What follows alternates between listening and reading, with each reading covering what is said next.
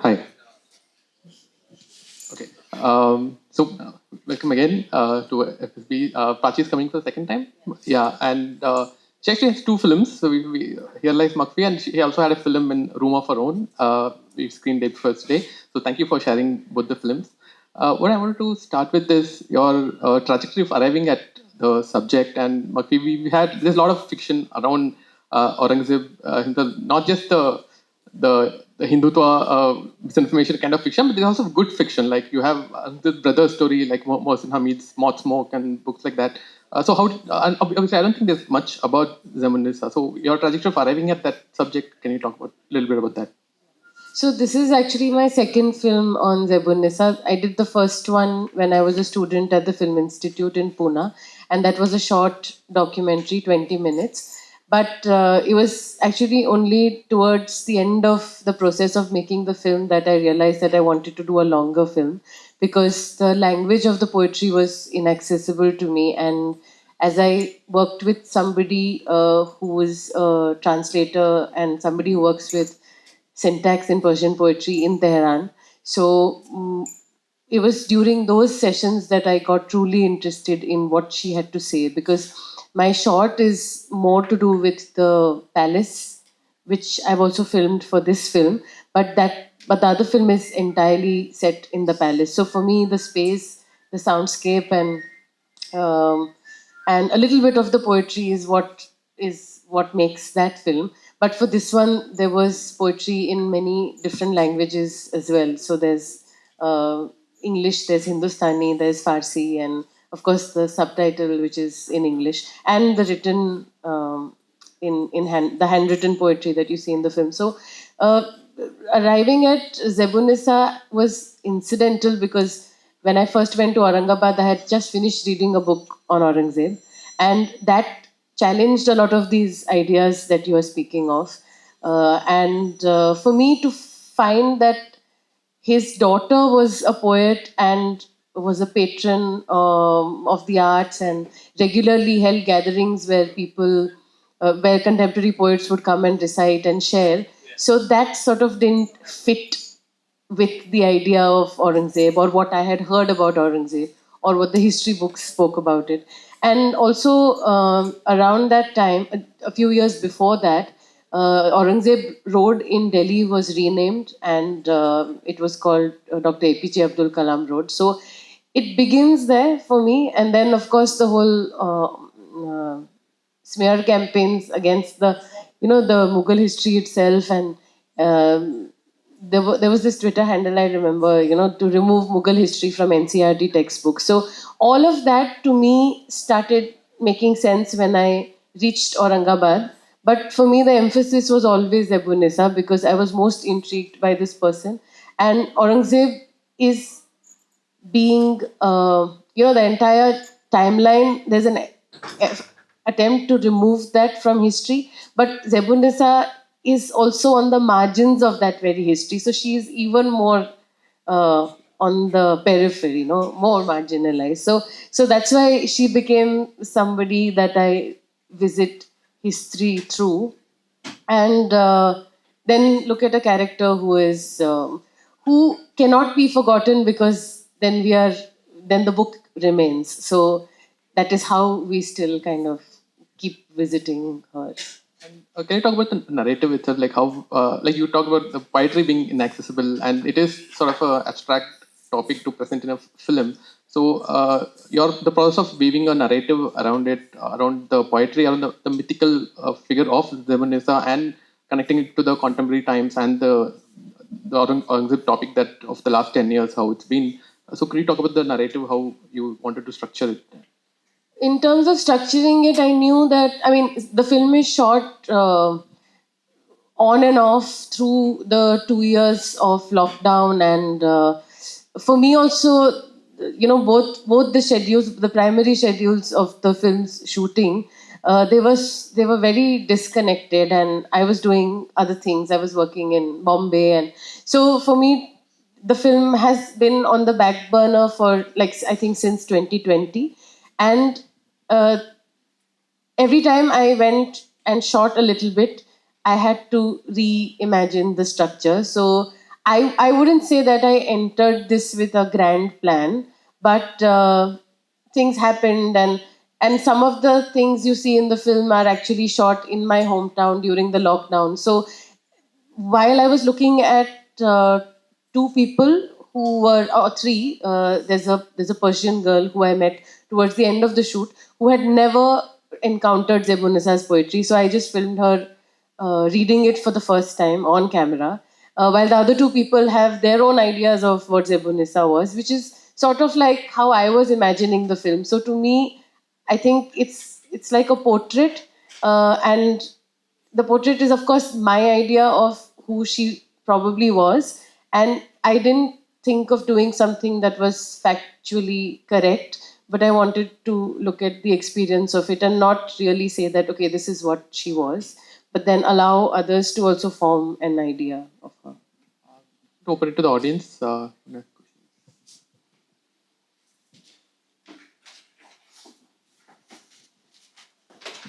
So, Prachi, if you were to make another movie, third movie on Jebun Nissa, what are the other things that you would like to highlight?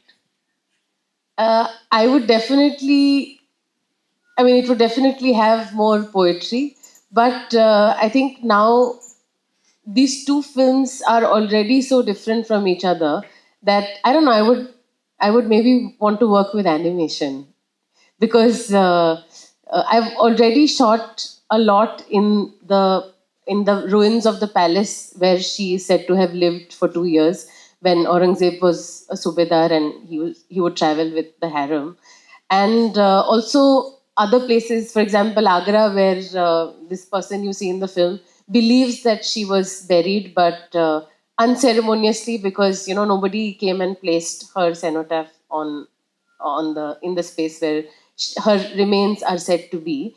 But I feel like it'll be interesting to revisit her poetry, and only her poetry, through images that not only come from the poems itself, because her poetry is very visual, like most poetry I think is, but also has a lot of references to sound, and she writes in Persian, so there is also, she's responding to some of the great Persian poets. Like some of her poems are in response to Rumi or Sadi or Hafiz.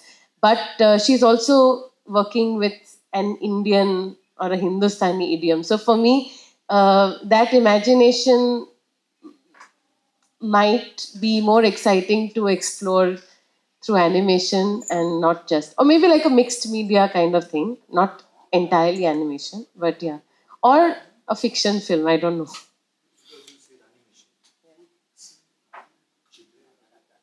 Why not? Why not? Because I couldn't use more poetry than this. I felt that in this film, this was already a lot of poems. But some of her poems are funny. There are some poems in which she's referring to herself as a man. Sometimes she becomes a woman. So there's lots of things that one may not understand immediately. But I would be very curious to know how a child responds to uh, her poems.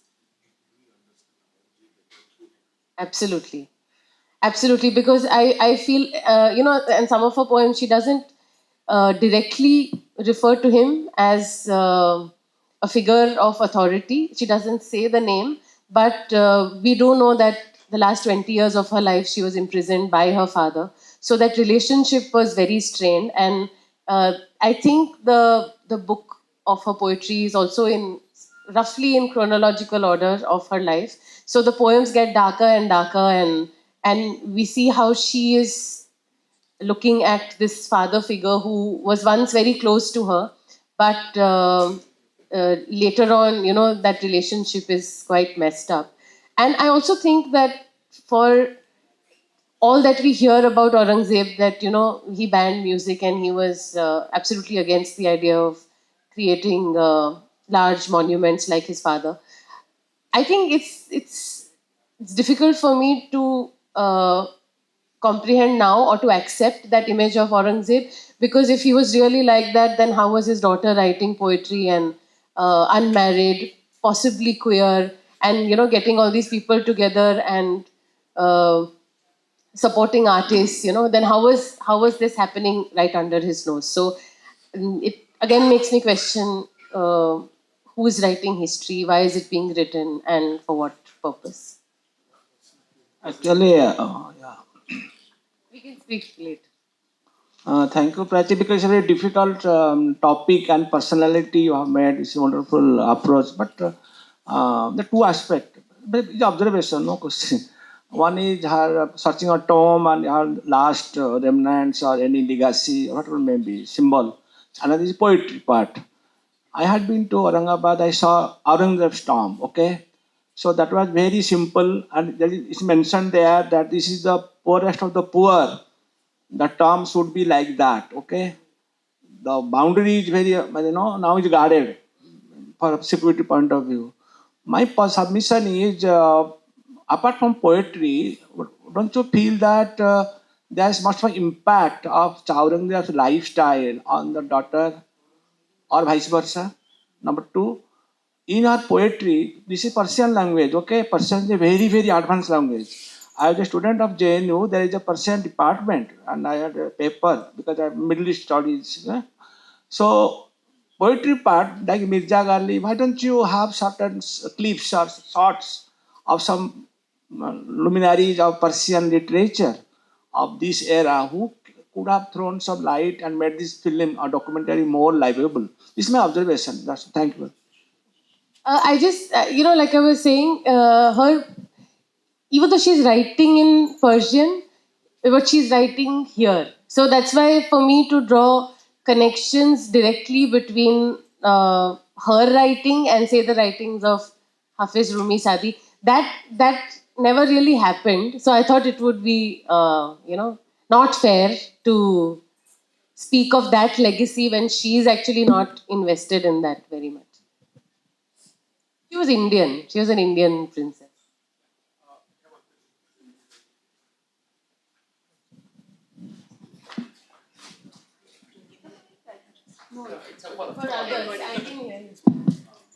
Thank you, Prachi. Such a beautiful and meditative film. Would love to see it again. Could you tell us a little bit more about Sanjeev? I found his character also very fascinating. So Sanjeev is a civil engineer and works in the Municipal Corporation of Delhi. When I met him, he was doing something else, but now he's in charge of the heritage cell.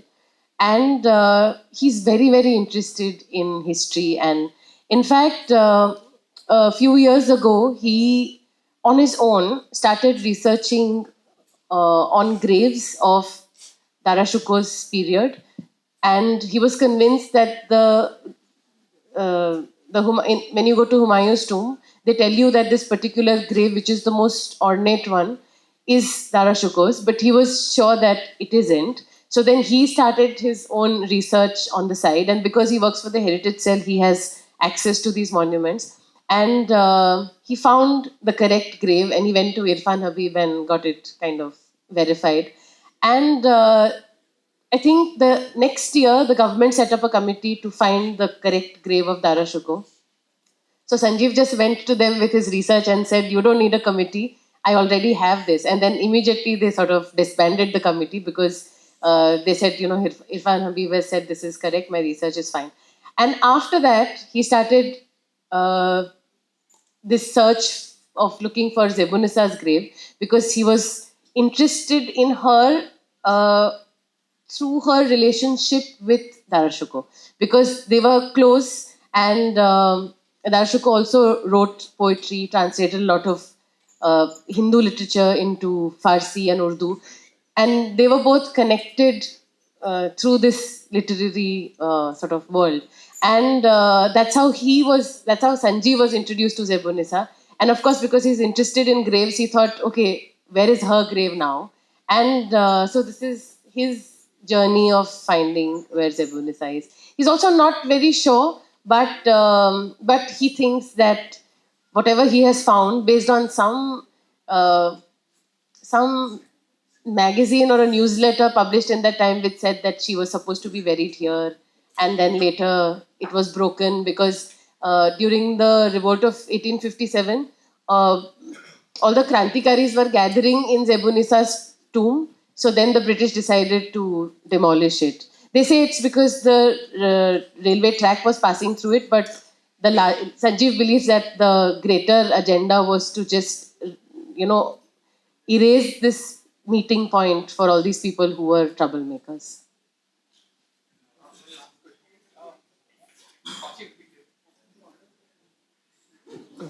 Uh, actually, Actually, I wanted to know more about the research aspect of the film. How did you decided? How did you start exploring an obscure character in history? Also, like majority of Zebun Nissa's work, I believe, is poetry, and poetry as a medium is most subjective in nature. Like Zebun Nissa is pouring her heart out. So, from subjective data, how did you craft an objective piece which relates to today's world, today's society? है ना, like imprisoned does shit to your psyche, na? So you cannot take it as an objective data. It is more of her perspective of the world, how she is perceiving it. So how did you approach crafting a film like this, which would resonate with everyone and would be fairly objective in nature? Is this making sense? I don't really think that it's an objective film. In fact, I feel like it's a very personal film because, like I said, I wasn't very interested in doing like a biography of Zebun Nissa. Not very unlike an article that tells you who she was and a summary of her life and relationships and all that. But I think for me, the research was very gradual. And because I was interested in her since 2018, and the fact that the poetry is so striking, it resonated with me throughout these 7 or 8 years since I first encountered her. And if you're interested in a character, then I think you just find things like, for example, this woman who does the Zebun Nissa walk in Delhi. A friend of mine told me that he had found something on Facebook, and there was this woman who takes people around and dresses up as Zebun Nissa and performs in the ruins of Salimgarh Fort where she was imprisoned. So it was more like gradually discovering all of these people, and translating the poetry with Mohsin was another chapter altogether, which also took a lot of time because he was translating from Farsi to English, but I was working on the poetry to make it sound more poetry like in English also. So I was working with my college English teacher. So it was like building blocks, lots of things gradually came together, and I look at the film as a portrait of Zebun Nissa, but also as a little my private museum of sorts, because everything I've found and experienced, I've tried to somewhere find a place for it in the film. So that's why I feel like the film is also very subjective, like her poetry. I wanted to ask about the choice of display of land in the film. There's a lot of exterior. We are outside. There's a small bit of trees that we saw in the middle that had my attention a lot. So I wanted to ask about this choice of display of the world around constantly. We are exposed to a lot of the exteriors across different spaces. A lot of these spaces that I'm not sure where, because you said there's some that you shot at home. All of that is at home. Right. Yeah. Okay. Where is home exactly? Home is in Gujarat, which Okay. is like a semi-arid part of Gujarat in Right. Saurashtra. And this was also during the lockdown, so I was quite stuck in a way because I wanted to go to Aurangabad and Delhi and shoot the film, but I Yeah. couldn't. And therefore, I spent all of that time rereading the poems. And I felt that she is constantly talking about rhythms in nature and drawing parallels between her own life and cyclical changes in nature, not just seasons, but also through the day. And my experience of spending time in the ruins of the palace was similar because the goats you see in the film actually live inside the palace. And there is a hammam where now there's the guy who owns all these goats. He's just put a lock on the hammam door and he keeps them there. He lives right at the back, so if there is a pregnant goat or if if one of the animals is in pain and crying out, then he can immediately go and take a look. So for me, that became a part somewhere, like, the rhythm of the space and how sound was changing through the day. It was very much like what she's talking about in her poem. She's talking about the spring, about how landscapes are changing because of the passing of seasons. So for me, I had to shoot in spaces like that. Otherwise, it was becoming very informative, and I needed information. I'm not anti-information, but I also needed to allow time for the experience of the poetry to happen. Definitely. I really resonate with the fact that there is that boundary between objectivity and subjectivity, like it was mentioned, because I didn't feel like anything about it was objective, really. But thank you so much. Just one question about this. The identity of Professor was saying, citing our research, saying that this is the name of a man taking the pen name of a woman. Is that resolved?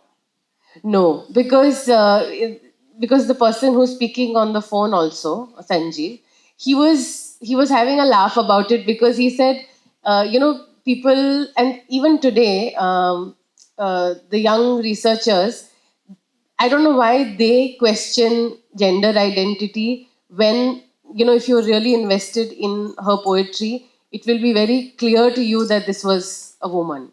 And the agency she speaks of, this figure of authority that she's critiquing. That is well accepted. Yeah. Because this question was, that's why I'm asking. No, but it's not resolved in my film, because I didn't want to dwell on it, but I did want to speak about what the new research is looking at. And this person who's written this paper has said with a lot of kind of conviction that it was a man. So I don't know. Because women cannot write that. Thank you. Thank you. That's all we have time for. We'll start the next film soon.